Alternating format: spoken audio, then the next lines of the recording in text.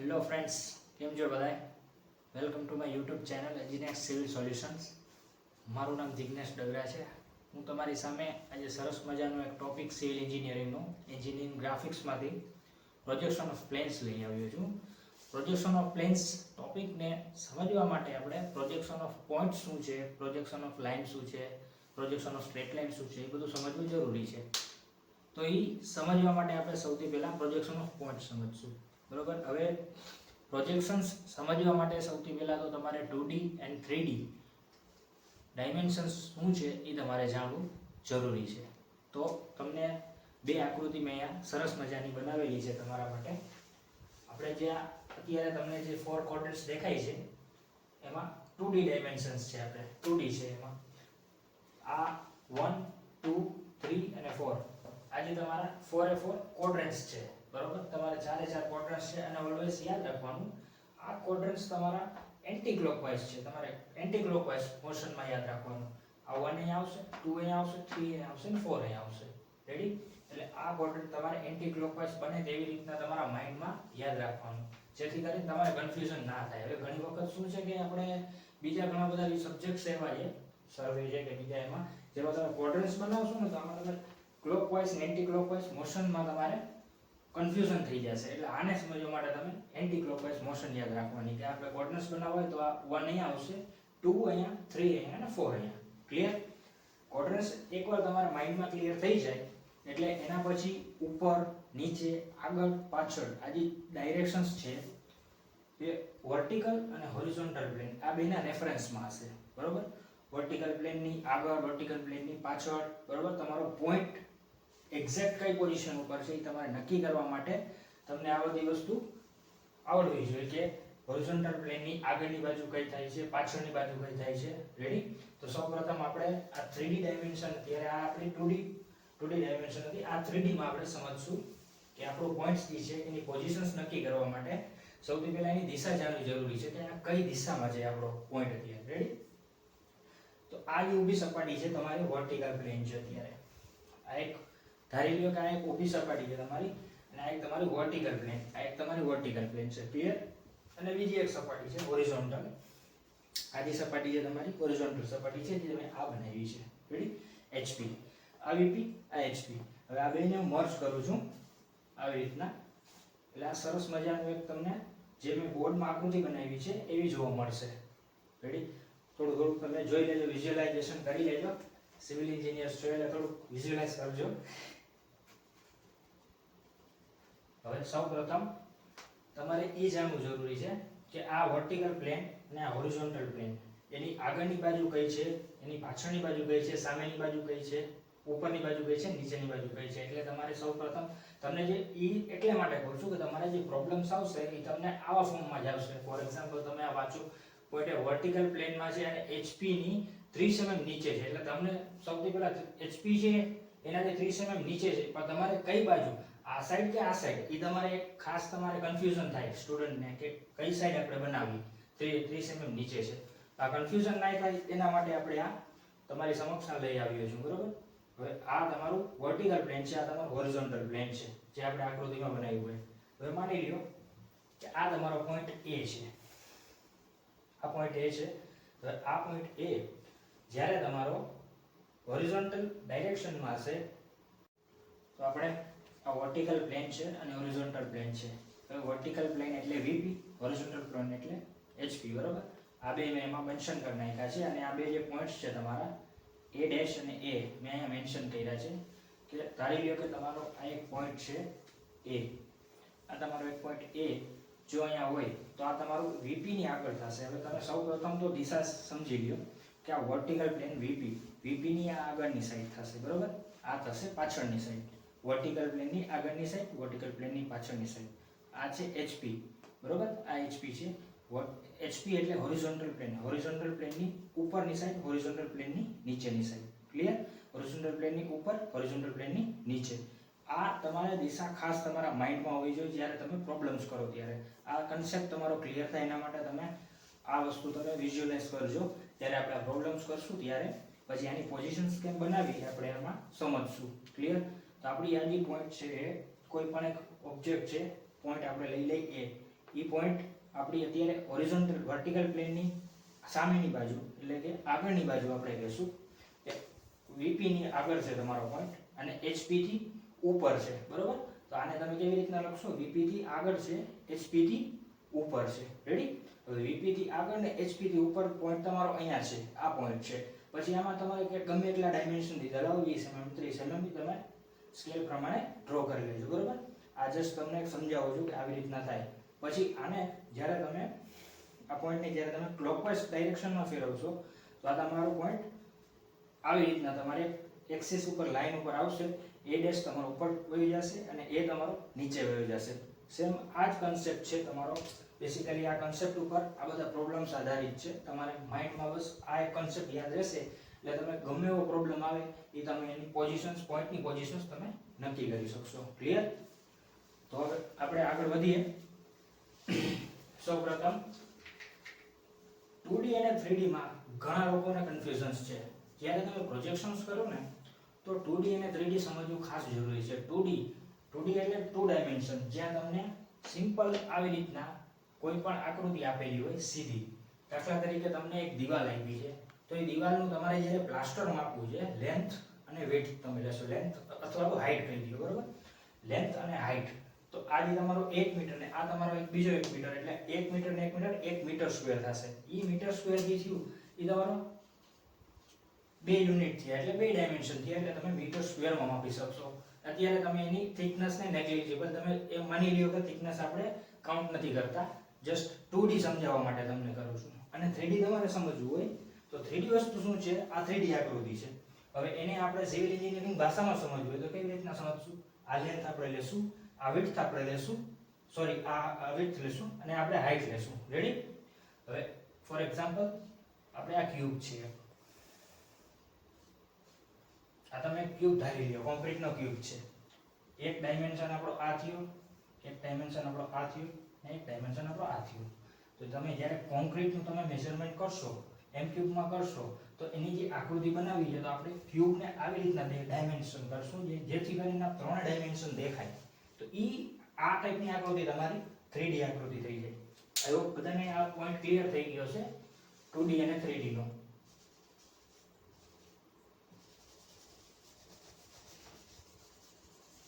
હવે આપણે આપણા ટોપિક ઉપર પાછા આવી જઈએ. Projection of point.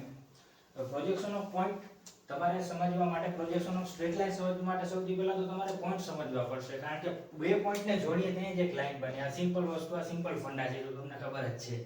લાઈનને બનાવવા માટે એક પોઈન્ટથી બીજો પોઈન્ટ હોવો જોઈએ અને આ બે પોઈન્ટને જોઈન કરતી એક લાઈન હોય, સ્ટ્રેટ લાઈન હોય. એટલે આપણે સૌપ્રથમ પોઈન્ટ સમજવા જરૂરી છે, બરોબર? હવે પોઈન્ટ સમજીએ છીએ અને બીજી વસ્તુ હોરિઝોન્ટલ પ્લેન ને વર્ટિકલ પ્લેન. આડી હવે ઘણા લોકોને એમાંય વળી પ્રોબ્લેમ થતો હોય છે કે સાહેબ આ વર્ટિકલ પ્લેન શું છે, આ હોરિઝોન્ટલ પ્લેન શું છે? વર્ટિકલ વસ્તુ શું છે? વર્ટિકલ એટલે ઊભી વસ્તુ, ઊભી સપાટી, અને હોરિઝોન્ટલ એટલે આડી સપાટી, બરોબર? ઊભી સપાટી, આડી સપાટી. જેને ઇંગ્લિશમાં યાદ ન રહેતું એવી રીતના યાદ રાખજો, બરોબર? બટ આ શું છે કે ટેકનિકલ વસ્તુ છે એટલે તમે ઇંગ્લિશમાં આ બધી વસ્તુ કરો અને યાદ રાખો તો તમારા માટે સારું છે, કારણ કે આગળના જે સબ્જેક્ટ્સ તમે જે સ્ટડી કરશો આમાં એ બધું મોસ્ટ ઓફ ટેકનિકલ ભાષામાં આ પ્લેન્સ, વર્ટિકલ, હોરિઝોન્ટલ એમાં જ હશે, બરોબર? એટલે આપણે અત્યારથી આદત પાડી લઈએ કે આ વર્ટિકલ, આ હોરિઝોન્ટલ. ક્લિયર? તો સૌપ્રથમ તમને એક વસ્તુ ક્લિયર થઈ ગઈ હશે કે વર્ટિકલ પ્લેનની આગળની બાજુ અને વર્ટિકલની પાછળની સાઈડ, હોરિઝોન્ટલની ઉપર, હોરિઝોન્ટલની નીચે, બરોબર? હોરિઝોન્ટલની આગળ, હોરિઝોન્ટલની પાછળ. ક્લિયર આટલી વસ્તુ? હવે આપણે આગળ વધીએ પ્રોબ્લેમ્સ તરફ. તો સૌથી પહેલું પ્રોબ્લેમ્સ આપણું શું છે? પોઈન્ટને આપણે, મેં તો સિમ્પલ ગુજરાતીમાં લખ્યું છે જેથી કરીને તમને સમજમાં આવે, પણ ઘણી વખત પોઈન્ટ આપેલો, પોઈન્ટ A અહીંયા આપેલું છે, બિંદુ A, બરોબર? બિંદુ A VP માં છે અને HP ની 30 mm નીચે છે.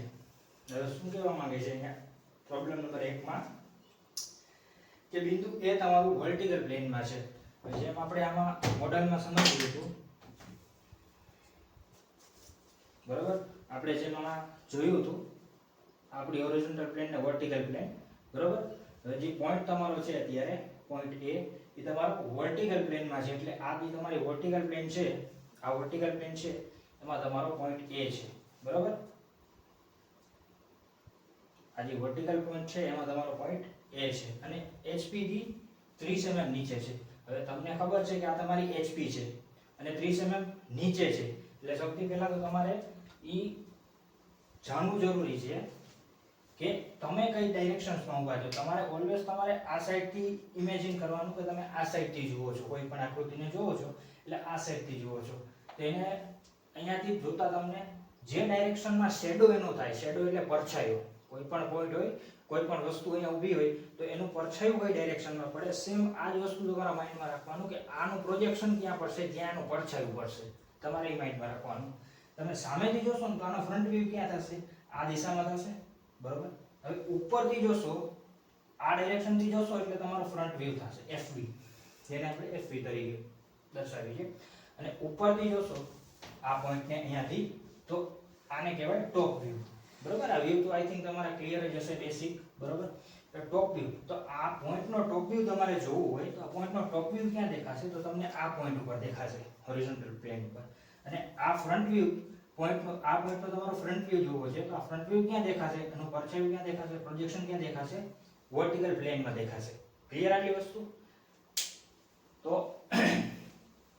આ વસ્તુને આપણે પોઝિશન્સ પોઈન્ટની આમાં કેમ નક્કી કરવી આપણે જોઈએ, બરોબર. પહેલો પોઈન્ટ હતો, પોઈન્ટ A વર્ટિકલ પ્લેનમાં છે અને HP ની 30 mm નીચે છે. હવે આપણા વર્ટિકલ પ્લેનમાં છે પોઈન્ટ અને HP થી 30 mm નીચે છે, બરોબર. તો આપણે હજી પોઝિશન્સ નક્કી કરી છે XY ડાયરેક્શનમાં, એમાં જે આપણો પોઈન્ટ છે એ વર્ટિકલ પ્લેનમાં જ છે. રેડી? એ પોઈન્ટનું નામ આપણે આપી દઈશું A પોઈન્ટ.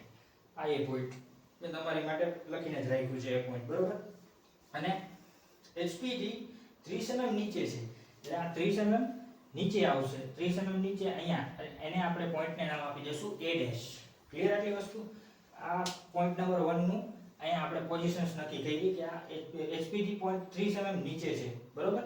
એટલે આ કઈ બાજુ આવશે, નીચેની સાઈડ આવશે, આપણે જ્યારે એને ક્લોકવાઇઝ ડાયરેક્શનમાં ફેરવશું એટલે. ક્લિયર? પછી સેકન્ડ પોઈન્ટ આપણે લઈએ. બિંદુ 2 HP માં છે અને VP ની 20 mm આગળ છે. હવે શું કહેવા માંગે છે, point number B, B point તમારો HP માં છે, એટલે કે હોરિઝોન્ટલ પ્લેનમાં છે અને VP થી 20 mm આગળ છે. હવે તમને જેમ મેં કીધું હતું કે આ વર્ટિકલ પ્લેન છે એની આગળની ફેસ અને આ પાછળની ફેસ, બરોબર. સિમિલરલી તમારે ઇમેજિન કરવાનું કે વર્ટિકલ પ્લેનની આગળ કીધું છે, પાછળ કીધું છે, તો આપણા પ્રોબ્લેમમાં આગળ કીધું છે તો VP માં આગળ આવશે અને HP ઉપર આવશે, એટલે કે આ HP ઉપર આવશે. તો આપણો આ પોઈન્ટ જે છે તો આપણું કયા ચરણમાં આવશે, પહેલા તો તમારે એ નક્કી કરવાનું કે કયા ક્વોડ્રન્ટ્સમાં આવશે. તમને એ પ્રોબ્લેમ વાંચતા તમને આઈડિયા આવવો જોઈએ કે આપણો કયા ક્વોડ્રન્ટની વાત થાય છે. 4 ક્વોડ્રન્ટ છે ને આપણા, 1 2 3 4, બરોબર. તો તમને ખબર પડી જવી જોઈએ કે આપણે કયા ક્વોડ્રન્ટની વાત કરીએ છીએ. તો શું છે કે તમને એના બેસિસ ઉપર તમે આ પોઝિશન્સ નક્કી કરી શકશો. આ વિઝ્યુઅલાઇઝેશન તમે વિઝ્યુઅલાઇઝ કરી શકો એના માટે જ આપણે આ જોયું છે, બરોબર. હજુ તમે પ્રોપર વિઝ્યુઅલ કરો એના માટે જ હું આ લઈ આવ્યો છું. એટલે આવી એક વિઝ્યુઅલાઇઝેશન તમારે રાખવાની, બરોબર. આમાં શું કહે છે, પોઈન્ટ B HP માં છે, એટલે આ તમારી હોરિઝોન્ટલ પ્લેન છે HP, બરોબર. આવી રીતના અને VP થી 20 mm ઉપર છે, આ VP છે, VP થી 20 mm સોરી VP થી 20 mm આગળ છે, આ VP થી 20 mm આગળ છે અને HP માં છે. હવે જ્યારે તમે આને મોમેન્ટ આપશો, બરોબર, એને જ્યારે ક્લોકવાઇઝ ફેરવશો તો એ તમારું કેવી રીતના બનશે, આ તમારો જે પોઈન્ટ છે એ નીચે વહી જશે, એટલે આ તમારો B પોઈન્ટ થઈ જશે અને આ તમારો B પોઈન્ટ HP પોઈન્ટ અહીંયા આવી જશે. સમજાય છે? તો આ આવી રીતના આપણી આકૃતિ સેકન્ડ બનશે. હવે 30 આપણે અહીંયા બનાવ્યું હતું તો એનાથી થોડુંક ઉપર આપણે 20 અહીંયા કરી નાખશું. રેડી? આની આકૃતિ આવી રીતના બનશે. સિમિલરલી પોઈન્ટ નંબર 3 બિંદુ C. હવે બિંદુ C HP થી 20 mm ઉપર છે અને VP થી 20 mm પાછળ છે. હવે HP થી શું કહે છે કે 20 mm ઉપર છે અને VP થી 20 mm પાછળ છે, એટલે તમને ચરણ આઈડિયા આવી ગયો. આ HP છે એનાથી 20 mm ઉપર છે અને VP થી 20 mm પાછળ છે, એટલે તમને આઈડિયા આવી જશે કે આ કયા ક્વોડ્રન્ટમાં આવે છે. રેડી? જેમ ક્વોડ્રન્ટ એકવાર નક્કી થઈ ગયું કે આ ક્વોડ્રન્ટમાં છે, બરોબર, તો જ્યારે તમે એને ક્લોકવાઇઝ ફેરવશો આવી રીતના, તો એ મોશન આવી રીતના ક્લોકવાઇઝ ફેરવશો તો આ શું થશે, આ નીચે ફ્લિપ થઈ જશે. અહીંયા તમે જુઓ, આ નીચે ફ્લિપ થશે એટલે પોઈન્ટ બી HP ની 20 mm ઉપર છે અને VP થી 20 mm પાછળ છે. એટલે HP થી 20 mm ઉપર અને VP થી 20 mm પાછળ, બરોબર. એટલે આને તમે પોઝિશન્સમાં કેવી રીતના બનાવશો કે પોઈન્ટ C છે, આ પોઈન્ટ તમારું C, બરોબર. ઓલરેડી અહીંયા હતું તમારું, ઓલરેડી પોઈન્ટ અહીંયા હતું, એને તમે ફ્લિપ કર્યું. એ ફ્લિપ કર્યું એટલે પહેલી સાઈડ તમારી કેટલી છે 20 mm ઓલરેડી છે. હવે આ બે મર્જ થઈને સિંગલ લાઈનમાં બની જશે આવી રીતના સમજાય છે.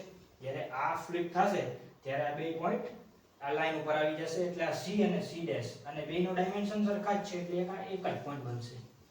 જો 30 હોત તો શું થાત? તો આ થોડું ઉપર વહી જાત આવી રીતના. અહીંયા 20 આવી જાત ને અહીંયા 10 બીજા કરવા પડત તમારે, તો આ તમારા 30 થઈ જાત, બરોબર. તો અહીંયા 20 mm જ તમને કીધા છે એટલે આપણે 20 mm જ રાખીએ, બરોબર. C અને C ડેશ બે તમારા આવી રીતના બનશે. આટલી વસ્તુ ક્લિયર. હવે આગળ આપણે પોઈન્ટ B ની વાત કરશું. પોઈન્ટ D શું છે? HP થી 25 mm નીચે છે, એટલે તમારો હોરિઝોન્ટલ પ્લેન છે એનાથી 25 mm નીચે છે, બરોબર. પછી VP થી 40 mm પાછળ છે. આ VP છે એનાથી 40 mm પાછળ છે, બરોબર. આવી રીતના. હવે જ્યારે તમે આ પોઈન્ટ A છે એને તમે ધારી લ્યો, એને જોઈ લ્યો, બરોબર. હવે તમે સામેથી જોતા હોય અહીંયાથી, બરોબર. તો આનું પડછાયું તમને ક્યાં દેખાશે? આનો ફ્રન્ટ વ્યૂ અહીંયા દેખાશે, ટોપ વ્યૂ અહીંયાથી ટોપ ઉપરથી જોશો યા તો અહીંયાથી જોશો, બરાબર. તેનો ટોપ વ્યૂ ક્યાં તમને જોવા મળશે? અહીંયા જોવા મળશે તમને. રેડી? એટલે આ બે વ્યૂ તમને એકવાર મગજમાં આવી જાય એટલે ઓટોમેટિકલી શું છે કે ક્વોડ્રન્ટ નક્કી થઈ જાય કે આ ભાઈ આ વસ્તુમાં ક્વોડ્રન્ટમાં આવે છે એટલે તમારે આ ક્વોડ્રન્ટ પ્રમાણે તમારે આકૃતિ ડ્રો કરવાની છે, બરાબર. હવે આકૃતિ પ્રમાણે આપણે ડ્રો કરીએ કે આ અહીંયાથી સામે એટલે કેટલા mm? પોઈન્ટ D 20 mm નીચે છે. હવે પોઈન્ટ D આપણા ક્યાંથી નીચે છે? HP થી નીચે છે. HP થી નીચે છે અને શું કીધું છે? VP થી 40 mm ઉપર છે, બરાબર. 40 mm પાછળ છે, બરાબર. તો VP થી 40 mm પાછળ છે એટલે તમે આમાં સમજશો, આમાં મોડેલમાં સમજશો તમે, બરાબર. HP થી આમાં તમને સમજાવી દઉં. આ HP છે, HP થી 40 mm પાછળ છે અને VP થી 20 mm HP થી 25 mm પાછળ છે અને VP થી 20 mm નીચે છે. રેડી? તો આની આકૃતિ તમારે બનાવવી હોય તો કેવી રીતના બનશે? આ તમારો પ્લેન છે, આ પોઈન્ટ નું નક્કી કેવી રીતના કરશું કે આ તમારી 25 mm, બરોબર. D ડેશ એક વ્યૂ તમારો A ડેશ થશે, એ D ડેશ થશે ને એક વ્યૂ તમારો D થશે. જેમ મેં તમને કીધું કે આપણે જ્યારે ફ્લિપ કરીએ તો તમને જે આ પોઈન્ટ મળશે આ 25 mm નું મળશે, અહીંયાથી તમારો વ્યૂ થશે એ 40 mm નું થઈ જશે આવી રીતના. રેડી? આપણે ફ્લિપ કરીએ એટલે આ હતું પ્રોબ્લેમ નંબર 4. હવે પ્રોબ્લેમ નંબર 5. બિંદુ E HP અને VP બંનેમાં છે. હવે તમારો જે પોઈન્ટ નંબર 5 શું કહે છે કે E એક પોઈન્ટ છે, E પોઈન્ટ છે તમારું HP માં છે ને VP માં છે, બરોબર. HP માં છે એટલે કે આ પોઈન્ટમાં અને VP માં છે એટલે કે અહીંયા જશે. એટલે એક જ લાઈનમાં હશે એટલે જુઓ તમારું અહીંયા E અને E ડેશ એક જ લાઈનમાં એક જ પોઈન્ટ ઉપર થઈ જશે. શું છે? બિંદુ E HP અને VP બંનેમાં છે. તો તમે આને આવી રીતના દર્શાવશો. ક્લિયર આટલી વસ્તુ?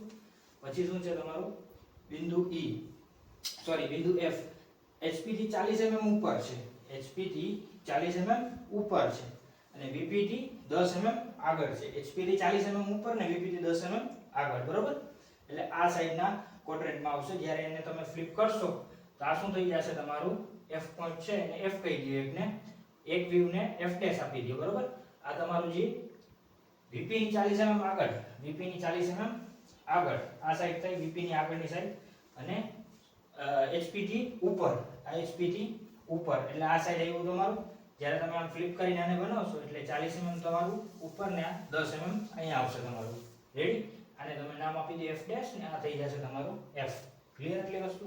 પછી બિંદુ G છે તો વર્ટિકલ પ્લેનમાં છે G, ઓકે. અને HP ની 35 mm ઉપર છે. હવે શું કહેવા માંગે છે કે આ વર્ટિકલ પ્લેનમાં છે તમારો પોઈન્ટ G અને HP ની 35 mm ઉપર છે. હવે આ HP છે એનાથી 35 mm ઉપર છે પણ કઈ દિશામાં? તમારે દિશા જોવાની તો કે બિંદુ G વર્ટિકલ પ્લેનમાં છે એટલે વર્ટિકલ પ્લેન ઉપર જ છે. આ વર્ટિકલ પ્લેન ઉપર જ છે, આ વર્ટિકલ પ્લેન છે તો આના ઉપર જ છે, બરોબર. હવે ખાલી તમારે શું કરવાનું છે તો કે 35 mm HP થી ઉપર બનાવીને છે, તો આ 35 mm HP થી ઉપર બનાવી દે, આને એમ મેન્શન કરી દો કે આ 35. ક્લિયર? બસ આ કન્સેપ્ટ હતું તમારું. આવી જ રીતના ઘણા બધા પ્રોબ્લેમ્સ છે. એક પ્રોબ્લેમ તમારી સામે આપણે સોલ્વ કર્યું. હવે એમાં ઘણા લોકોને ડાઉટ હશે કે સાહેબ આ આપણે ફ્રન્ટ વ્યૂ ને આ ટોપ વ્યૂ ને આ બધું કરવાની શું જરૂર છે? તો હવે તમે આગળ જેમ તમે આગળ ભણશો તો અહીંયા તમારે ડ્રોઈંગ શીખવા માટે તમને સૌથી પહેલા પ્લાન, એલિવેશન